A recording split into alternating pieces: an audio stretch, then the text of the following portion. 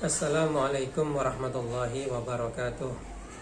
Alhamdulillahi rabbil alamin. Wassalatu wassalamu ala asyrafil anbiya'i wal mursalin sayyidina wa maulana Muhammadin wa ala alihi wa sahbihi ajma'in.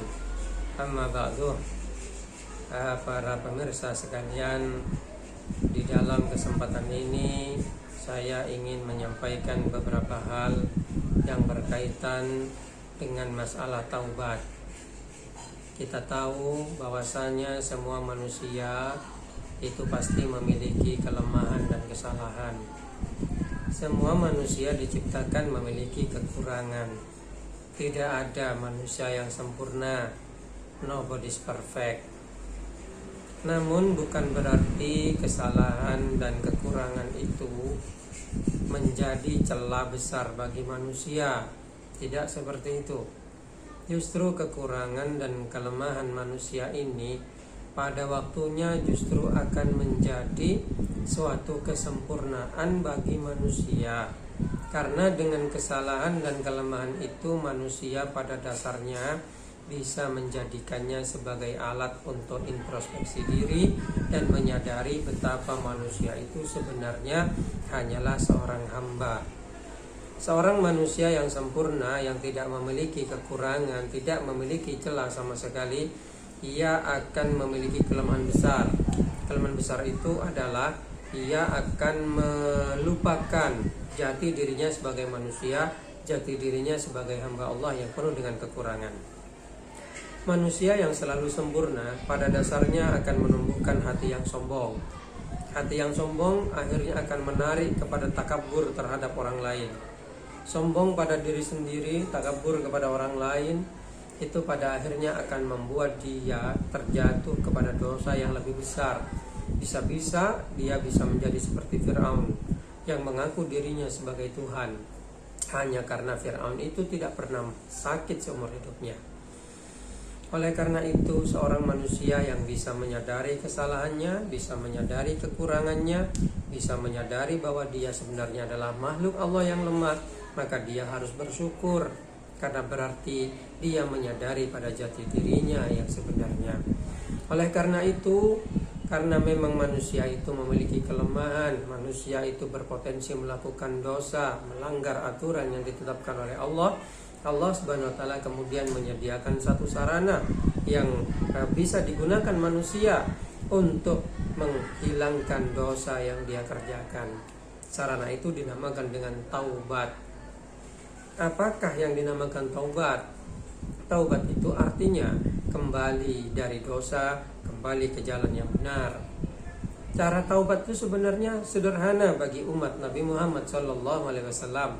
Ialah dengan cukup merasa salah di dalam hati, meminta maaf kepada Allah dengan lantunan kalimat istighfar, dan berjanji di dalam hati tidak akan mengerjakan kembali dosa yang dia kerjakan. Jika manusia sudah melakukan itu, maka dosanya dengan Allah Subhanahu wa taala akan dihapuskan. Walaupun dosa itu banyak, tetap Allah taala akan menghapusnya, karena Allah Subhanahu wa taala telah berjanji untuk memaafkan dosa manusia. Dan baginda Rasulullah SAW juga menegaskan bahwasanya at-taib min dzambi kaman la dzambala. Orang yang bertaubat dari dosa, maka dia seperti tidak punya dosa. Oleh karena itu, marilah kita sebagai umat manusia yang memiliki banyak kekurangan, tidak usah berputus asa. Kita harus selalu meletakkan perasaan dalam hati husnudzon kepada Allah, berbaik sangka kepada Allah, bahwasanya Allah tetap akan memaafkan semua dosa kita, dengan syarat kita tidak dengan sengaja mempermainkan dosa atau meremehkan dosa. Maka dari itu, ketika seorang manusia berdosa, melakukan sebuah dosa kepada Allah, manusia yang lain tidak berhak membencinya. Manusia yang lain justru harus memberikan nasihat yang baik, tidak boleh meremehkan. Karena apa? Karena dengan meremehkan justru manusia menghina pada dirinya sendiri. Karena dirinya sendiri juga manusia biasa yang berpotensi melakukan dosa sama seperti yang dilakukan oleh saudaranya itu, sesama manusia itu. Cuman Allah SWT tidak meletakkan dirinya dalam situasi dan kondisi yang sama dengan saudaranya itu. Seandainya Allah SWT meletakkan situasi dan kondisi yang sama dengan saudaranya itu, bukan tidak mungkin manusia yang tadi menghina itu justru dosanya lebih besar.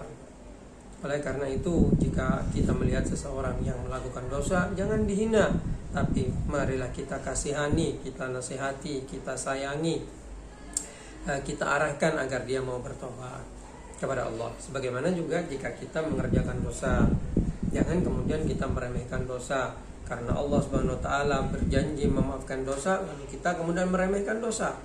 Wah, ya walaupun dosa saya bisa istighfar, nanti bisa dimaafkan. Jangan seperti itu. Kalau orang meremehkan dosa, dia bisa jatuh ke dalam hukum kafir pada akhirnya. Oleh karena itu kita semua marilah perbanyak taubat kepada Allah, baik kita punya dosa atau tidak punya dosa. Karena apa? Karena dosa itu ada yang dirasakan, ada yang tidak terasa. Tidak terasa berbuat dosa, itu bisa terjadi.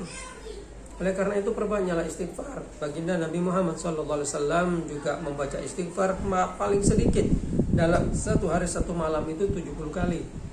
Padahal baginda Nabi Muhammad SAW dimaafkan sudah semua dosanya oleh Allah, dimaksum dan dijaga dari dosa yang lain.